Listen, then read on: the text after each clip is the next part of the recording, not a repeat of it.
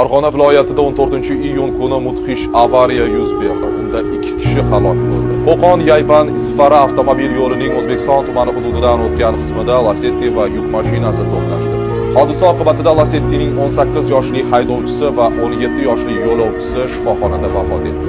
Xabarlar bor. Haypandagi mudhish avtohalokatda 2007-yil bola bilan 2008-yil qiz vafot etdi. Va ana shu vafot etgan bolani men shaxsan yaxshi taniyman. Yaypanda 3-7 telefon magazinida sotuvchi bo'lib ishlaganlar va u inson haqida men bir gap aytamanki, nihoyatda rahmatli, yaxshi inson bo'lgan. Klient kirib bordimi, chiroyli muomala qilardi, har qanday kayfiyatda chiroyli kutib olardi va hech qachon kibrli bo'lmagan. Ba'zi sotuvchilar kibrli bo'ladi, kayfiyatiga qarab odam bilan muomala qiladi. Unda unaqa narsa yo'q edi. Va telefonlarga stiklo tortish bo'lsa, ekranmi, qiyin qo'yiladigan, bukiladigan ekranlarga ham mukammal, juda ham chiroyli tortib beradigan Yaypanda Nomeradin o'z kasbining ustasi edi.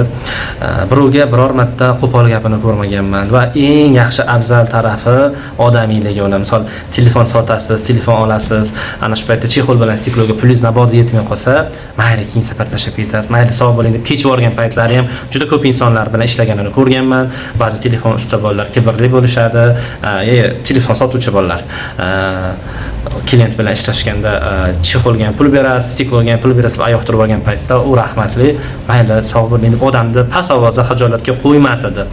Allohga kerak ekan, joyi jannatdan bo'lsin, har xil negativlar yozmanglar. Rahmatli, juda ham yaxshi inson, yaxshi ota-onasini yaxshi farzand edi, yaqinlariga, ota-onasiga, ayniqsa onajoniga sabr bersin.